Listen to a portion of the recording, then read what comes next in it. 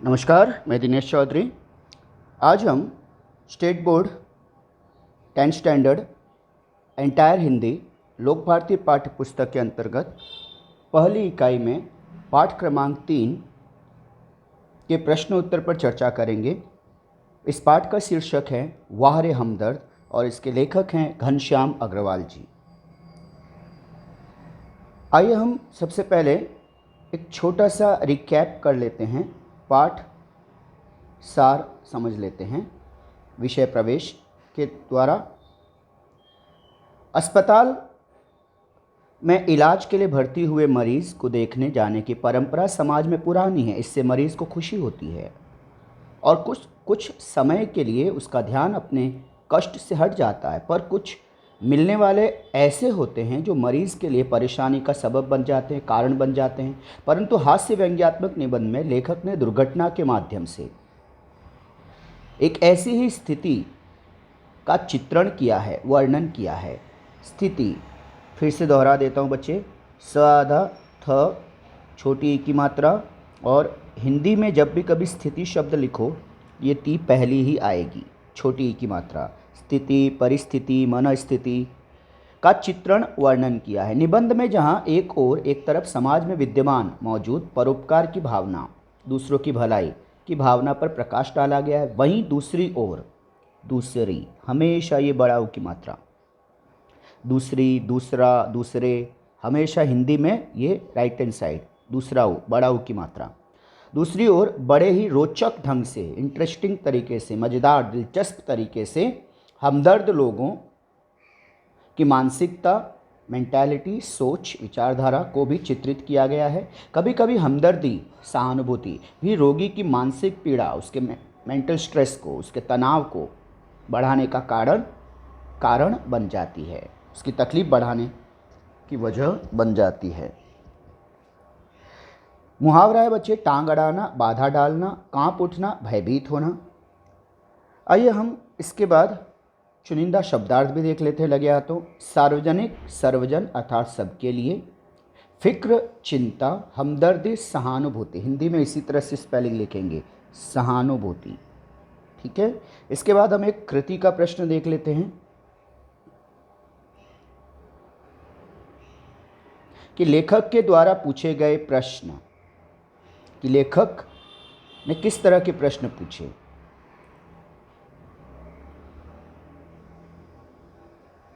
लेखक द्वारा पूछे गए प्रश्न के उत्तर। लेखक ने जो जो सवाल पूछे होश में आने के बाद, अस्पताल में जाने के बाद, उसको जो जो जवाब दिया गया, जो उत्तर उसने पाए, उनको हमें गद्य खंड के आधार पर लिखना है। तो हमारा पहला उत्तर याद रखना बच्चे, फिर से दोहराता हूँ, गद्य खंड में से, पैराग्राफ में से ज्यों का त्यों नहीं लिखना है, प्रश्न के अनुसार उसे लिखना है। उत्तर है, आप सार्वजनिक अस्पताल के प्राइवेट वार्ड में हैं, आपका एक्सीडेंट हो गया था, सिर्फ पैर का फ्रैक्चर हुआ है, अब घबराने की कोई बात नहीं। अब ये देखिए, प्राइवेट वार्ड, एक्सीडेंट, फ्रैक्चर। आप इसका हिंदी अर्थ लिखने की तकलीफ़ ना करें, बिकॉज़ यहाँ पर आपके पाठ में गद्य खंड में ये अंग्रेजी के शब्द इस्तेमाल हुए हैं। ये अगर आपने किया तो बड़ा बेहुदा होगा, ढूंढने में आपको उसके हिंदी अर्थ बहुत तकलीफ़ होगी, इसलिए कृपया इसे ज्यों का त्यों ही लिखिए। अगला प्रश्न है, लेखक की टांगों की स्थिति कैसी थी। अब इसका उत्तर दो रूप में हमें लिखना है। तो एक, टांग अपनी जगह पर सही सलामत थी, दूसरी रेत की थैली के सहारे एक स्टैंड पर लटक रही थी।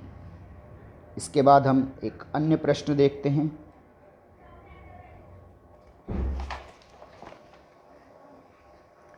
एक कृति है, आँख खुलने पर लेखक ने यह देखा। क्या देखा? तो अब जो देखिए, पूरा पैराग्राफ में से सही उत्तर लिखना है, वाक्य ज्यों का त्यों नहीं। देखिए, लेखक एक बिस्तर पर थे, इर्द गिर्द यानी आसपास कुछ परिचित अपरिचित चेहरे थे। इर्द गिर्द बीच में हाइफन, परिचित अपरिचित हाइफन। लेखक की आंख, आप चंद्रबिंदी, आंख खुलते ही सबके चेहरों पर उत्सुकता की लहर दौड़ गई।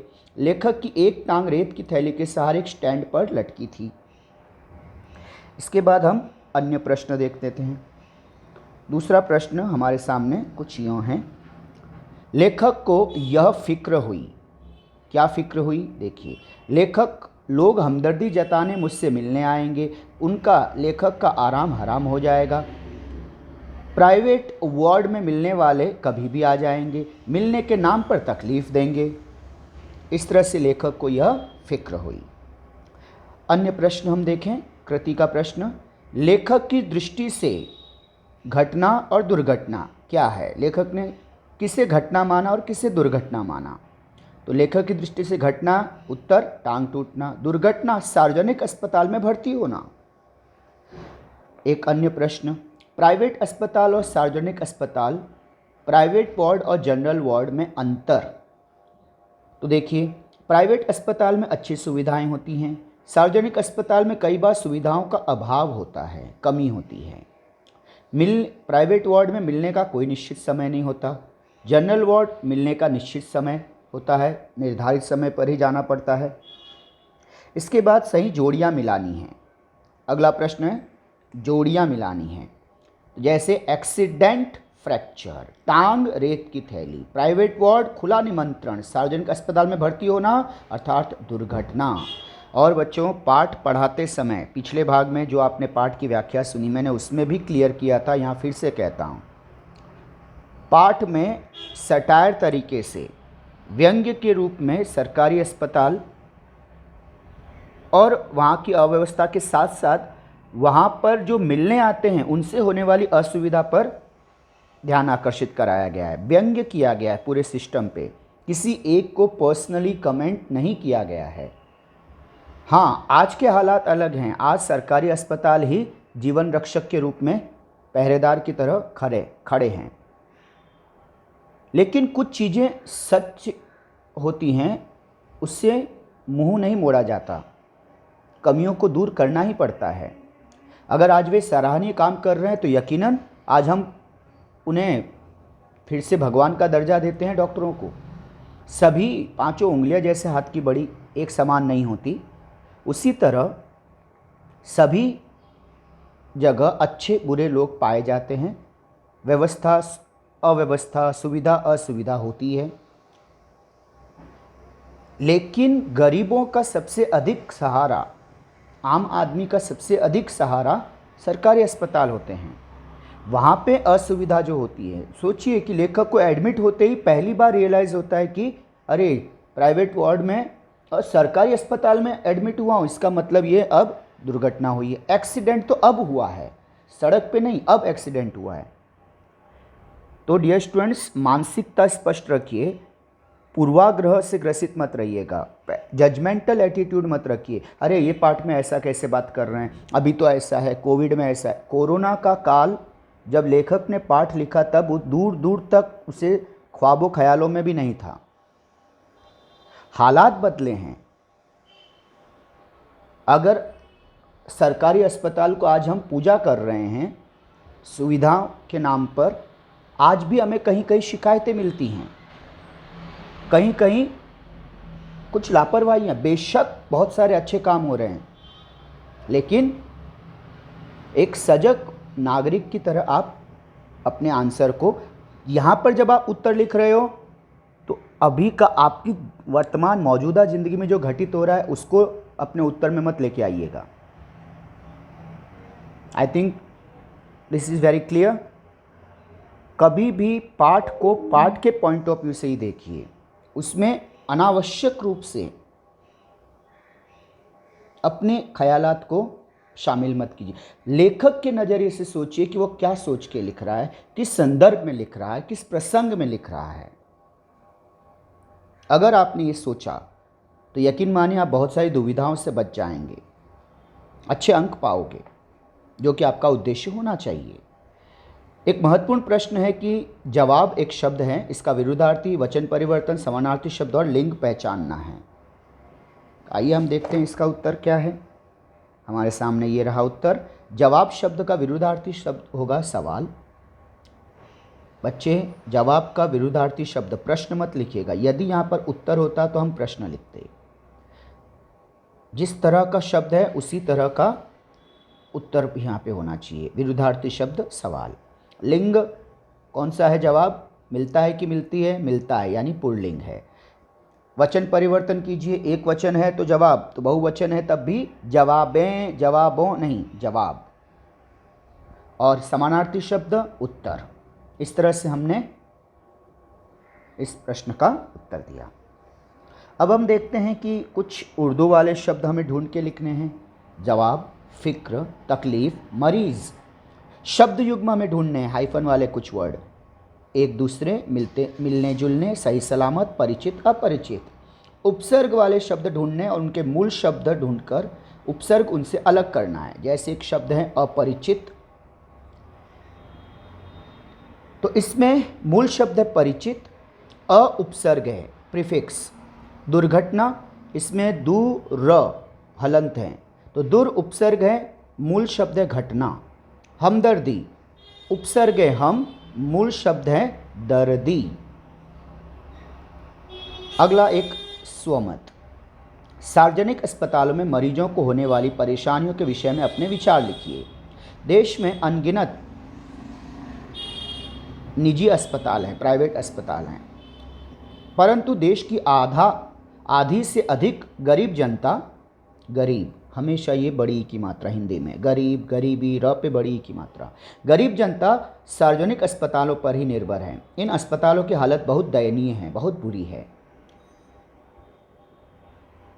इन अस्पतालों की एक्सरे आदि मशीनों का कोई ठिकाना नहीं होता। गरीबों को वहाँ इलाज के स्थान पर तकलीफ ये मिलती है। सार्वजनिक अस्पतालों में समय पर डॉक्टर नहीं मिलते, डॉक्टर यदि मिल भी जाता है तो दवाइयाँ नहीं मिलती, इसलिए मरीजों को महंगे दामों पर बाहर से दवाएँ खरीदने को बाध्य होना पड़ता है। बाध्य यानी मजबूर, विवश।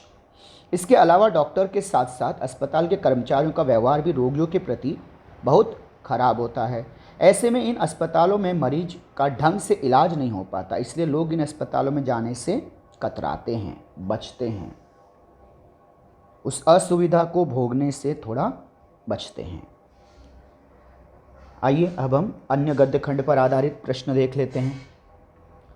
पहले हम एक शब्दार्थ देखते हैं। एहसान यानी कृतज्ञता, आभार। हमदर्दी यानी सहानुभूति।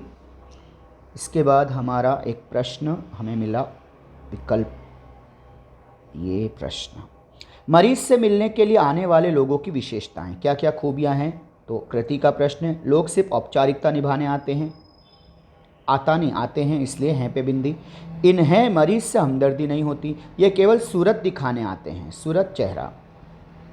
मोहल्ले वाले अपनी फुर्सत से आते हैं, उनको जैसे वक्त मिलता है उस तरह से वे आते हैं। इसके बाद वाक्य पूर्ण करना है। इनकी हमदर्दी में यह खास मुख्य प्रमुख बात छिपी रहती है, क्या? कि देख बेटा, वक्त सब पर आता है। उस दिन सोनाबाई अपने 4 बच्चों के साथ आई तो मुझे लगा कि आज फिर कोई दुर्घटना होगी। अन्य प्रश्न हम देखें। एक कृति का प्रश्न है, लेखक ने एक दिन तय किया, निर्धारित किया, उसने फैसला किया, क्या? आज कोई भी आए आंख नहीं खोलूंगा, नहीं पे बिंदी, खोलूंगा लक नीचे बढ़ाओ की मात्रा, अर्चंद्र बिंदी, आँख, आ पे अर्चंद्र बिंदी, आँख। दूसरा उत्तर, चुपचाप पड़ा रहूँगा। इसके बाद हम उत्तर के तौर पे देखें तो कुछ आकलन, आकृति पूर्ण करना है कि दर्द के मारे एक तो मरीज को वैसे ही यह नहीं आती, क्या नहीं आती? नींद, बड़ी की मात्रा और बिंदी। कुछ लोग सिर्फ यह निभाने आते हैं, क्या? औपचारिकता। इन लोगों को मरीज से यह नहीं होती, क्या नहीं होती? हमदर्दी। कब मेरी टांग टूटे, कब वे अपना यह चुकाएं, क्या? एहसान। इसके बाद सत्य असत्य लिखना है कि कौन से वाक्य सत्य हैं, कौन से असत्य हैं। मैंने तय किया कि आज मैं आँख नहीं खोलूँगा, सत्य है। ऑफिस के बड़े साहब आए, असत्य। ऑफिस के बड़े साहब नहीं, बड़े बाबू आए। उन्होंने मेरी टांग के टूटे हिस्से को जोर से दबाया, सत्य। कहिए अब सिर दर्द कैसा है, असत्य। सिर दर्द नहीं पूछा था, ठीक है। अगला प्रश्न, दफ्तर के बड़े बाबू ने यह किया, क्या? लेखक को उन्होंने धीरे धीरे हिलाना शुरू किया, लेखक की टांग के टूटे हिस्से को जोर से दबाया और लेखक की वेदना को बढ़ाया। इसके बाद हम देखें तो शब्द संपदा के प्रश्न, वचन बदलकर हमें लिखना है बेटा बेटें, टांग टांगें, देखिए गे पे राइट हैंड साइड पे बिंदी, दुर्घटनाएं, इससे पता चला ये बहुवचन है तो एक वचन दुर्घटना, हिस्सा हिस्से। अब लिंग पहचानना है, दिन पुल्लिंग, नींद स्त्रीलिंग, फुर्सत स्त्रीलिंग, वक्त पुल्लिंग। कैसे पता चला? दिन, अच्छे दिन आएंगे कि आएगी, अच्छे दिन। अच्छा, इसी तरह से दिन बीतता है कि बीतती है, बीतता है, इसलिए पुल्लिंग। नींद आता है कि आती है, आती है। फुर्सत मिलता है कि मिलती है, मिलती है, इसलिए स्त्रीलिंग। वक्त मिलेगा तो वक्त मिलता है कि मिलती है, मिलता है, यानी पुल्लिंग। अब समानार्थी शब्द लिखना है, नींद निद्रा, आँख नयन, दर्द पीड़ा, वक्त समय। इसके बाद हम देखें एक स्वमत। मरीज से मिलने जाते समय कौन कौन सी सावधानियां बरतनी चाहिए? अपने विचार लिखें। प्रायः अक्सर सभी को कभी न कभी मरीजों से मिलने अस्पताल में जाना पड़ता है। मरीज से मिलने जाते समय कुछ सावधानियां बरतना अत्यंत आवश्यक है। मरीज से मिलने जाते समय हमें इस बात का ध्यान रखना चाहिए कि हमारी वजह से उसे कोई कष्ट न पहुंचे। बच्चे चुलबुले होते हैं, इसलिए मरीज के पास बच्चों को नहीं लेकर जाना चाहिए। बीमारी में दवा और पथ्य, नियम से दवा का पालन करना, उसे पथ्य कहते हैं। परहेज़ है ना, कुछ उसकी रूटीन चेंज हो जाती हैं कि भाई खाने के पहले ये दवा लेनी है, दवा लेने के बाद इतना गैप रखना है, ये खाना है, ये नहीं खाना है, तो ये परहेज़ पालन करवाना। पथ्य के साथ मरीज़ को आराम व अच्छी नींद भी आवश्यक होती है। अतः मरीज़ के पास ज़्यादा देर तक बैठना, ज़ोर ज़ोर से बोलना, मरीज़ की बीमारी के बारे में नकारात्मक बातें करना आदि उचित नहीं। जहाँ तक हो सके मरीज का उत्साह बढ़ाना चाहिए। अस्पताल में डॉक्टर मरीज को उसकी आवश्यकता के अनुसार दवाएं देते हैं, इसलिए मरीज से देसी नुस्खे आजमाने की बातें कभी नहीं करनी चाहिए और न ही डॉक्टर की दवा के बारे में रोगी के मन में किसी तरह का भ्रम पैदा करना चाहिए। अक्सर लोग ऐसा करते हैं तो मरीज जो 2 दिन में छुट्टी पा सकता था, डिस्चार्ज हो सकता था, वो महीनों वहीं पड़ा रहता है। कई बार वहीं से सीधे शमशान पहुंचा दिया जाता है। यानी इतनी हमदर्दी जानलेवा हो जाती है। आगे हम देखें औपचारिकता यानी दिखावा, औंधा यानी उल्टा। फिर हम देखते हैं प्रश्नोत्तर। एक कृति का प्रश्न है, अस्पताल में आए सोनाबाई के बच्चों की शरारतें। एक बच्चा कुर्सी पर चढ़ गया, दूसरा बच्चा मेज पर चढ़ गया। सोनाबाई की छोटी लड़की दवा की शीशी लेकर कथकली डांस करने लगी। एक लड़का टांग के साथ लटकी थैली पर बॉक्सिंग की प्रैक्टिस करने लगा। इस तरह से ये प्रश्न कंप्लीट करना है आपको। फिर कारण लिखना है कि लेखक को अधिक गुस्सा अपनी पत्नी पर आया। क्यों भला? क्योंकि आगंतुक को रोते हुए देखकर, आए हुए व्यक्ति को रोते हुए देखकर लेखक की पत्नी ने उसे लेखक का कोई रिश्तेदार या करीबी मित्र समझकर टैक्सी वाले को किराए के पैसे दे दिए थे। अगला प्रश्न, आगंतुक ने जब लेखक से आंख मिलाई तो एकदम चुप हो गया। क्यों भला? आगंतुक किसी अन्य मरीज से मिलने आया था, यानी वह लेखक से मिलने नहीं आया था, गलत कमरे में आ गया था। फिर ऐसे 2 प्रश्न बनाए जिनके उत्तर निम्नलिखित शब्द हो। दवा की शीशी, सोनाबाई की लड़की ने क्या पटक दी? क्या दी के बाद क्वेश्चन मार्क। इसका क्या उत्तर क्या होगा? दवा की शीशी। अगला प्रश्न है औपचारिकता। कुछ लोग क्या निभाने की हद कर देते हैं? क्या? इसका उत्तर है औपचारिकता। इसके बाद हम एक अन्य प्रश्न देखते हैं। एक दिन जब एक टैक्सी कमरे के सामने रुकी तो उत्तर, उसमें से एक आदमी निकला। वह लेखक की छाती पर सिर रखकर रोने लगा, कहने लगा, हाय तुम्हें क्या हो गया, कार वालों का सत्यानाश हो। सोनाबाई की मान्यता, उनका क्या मानना है?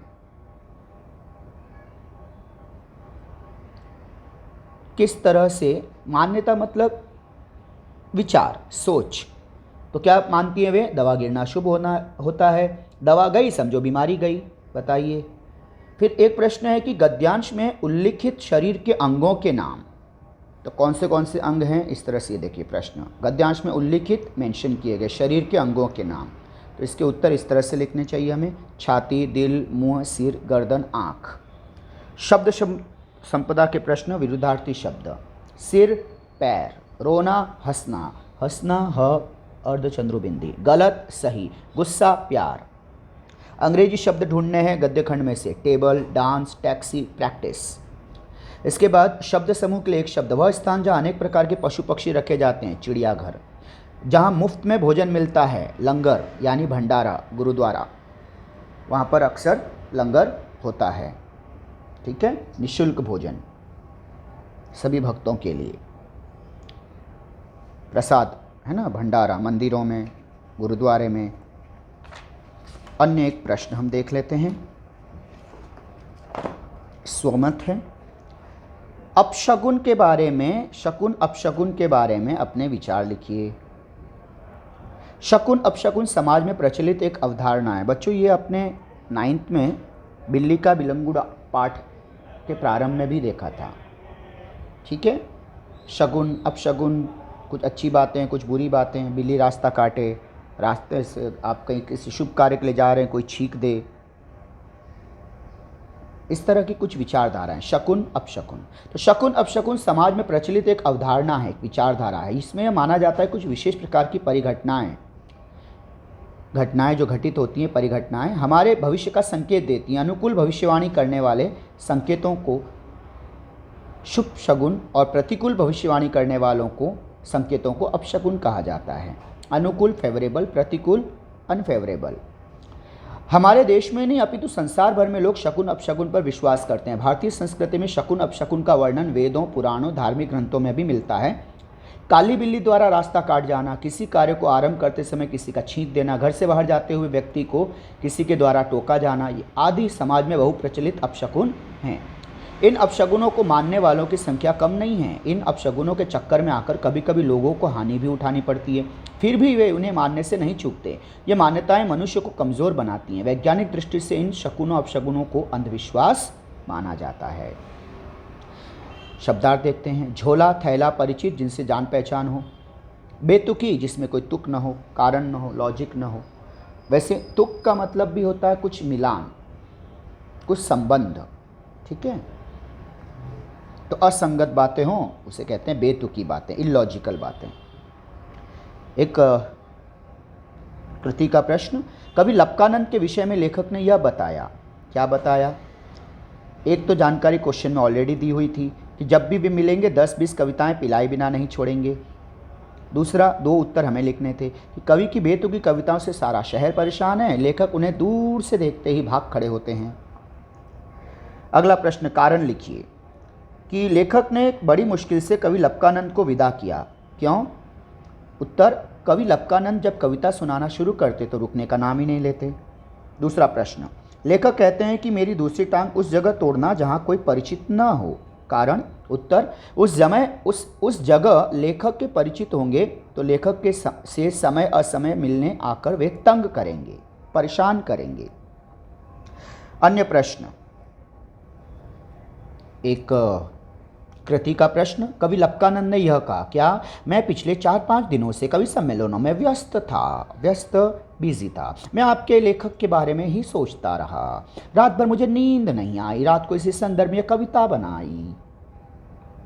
इसके बाद हमें एक अन्य प्रश्न देखना है कि ऐसे प्रश्न बनाने जिनके उत्तर निम्नलिखित शब्द हों। जैसे प्रश्न हमने बनाया, प्रश्न हमें दिया गया है एक डायरी, उत्तर के रूप में डायरी शब्द आना चाहिए। तो इसका प्रश्न क्या बनेगा? कवि ने झोले से क्या निकाली? क्या? तो ये क्या शब्द का उत्तर क्या होगा? डायरी और क्वेश्चन मार्क। अगला शब्द है बड़े बेवफा।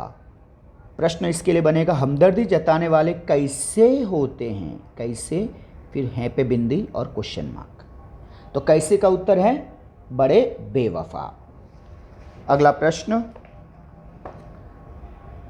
कवि से छुटकारा पाने के लिए लेखक ने यह किया। क्या किया? उन्हें जल्दी से चाय पिलाई, कविता सुनने का वादा किया। इसके बाद हम देखेंगे शब्द संपदा के प्रश्न।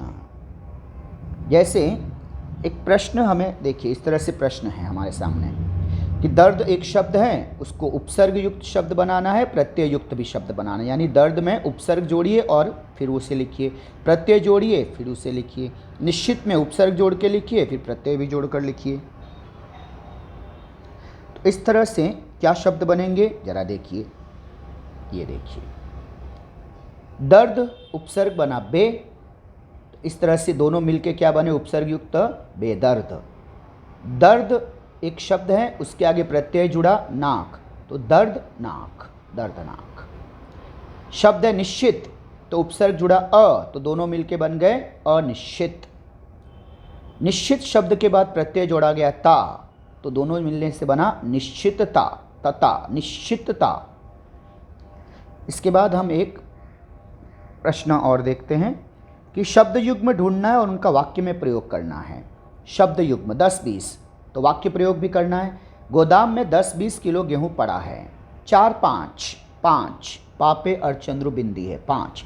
4-5 लड़कों को भेजो, कक्षा का फर्नीचर बाहर निकलवाना है।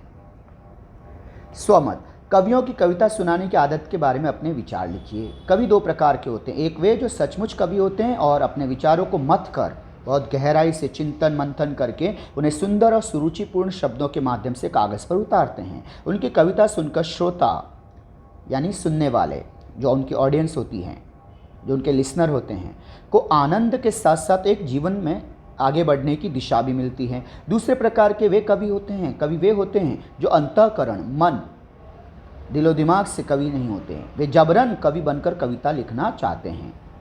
इनकी कविता कविता न होकर शब्दों का बेतरतीब अव्यवस्थित समूह होती है। जोड़ तोड़कर कविता तैयार करते ही ये श्रोता की तलाश करने लग जाते हैं और फिर जो भी सामने पाते हैं उसे अपनी कविता सुनाए बिना नहीं छोड़ते। इनकी कविता सुनने के लिए कोई आसानी से तैयार भी नहीं होता, पर विद्वान कवि कभी अपनी कविता सुनाने की कोशिश नहीं करते।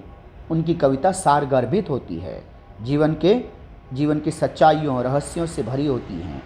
कुछ मर्म स्पर्शी बातें होती है उसमें, कुछ महत्वपूर्ण बातें होती हैं जिसको पढ़कर दिमाग विचार सब गतिशील हो जाते हैं। हम सोचने पर मजबूर होते हैं, हम भावुक हो जाते हैं। कविताएं हमें संवेदनशील करती हैं। तो ऐसी कविताएं जो सारगर्भित होगी, बहुत ही जिसमें गंभीर बात होगी, महत्वपूर्ण बात होगी, कोई एक उस कविता की कहने की वजह होगी, कारण होगा, उसमें एक भाव छिपा होता है और वे हर किसी को कविता सुनाते नहीं फिरते। ये भला क्या बात हुई कि हम खुद अपने प्रशंसक बटोरें, खोज खोज के अपने जबरा फैन को इकट्ठा करें, ये तो बहुत बुरी बात है। यानी अपनी कला पे विश्वास नहीं है। अगला प्रश्न,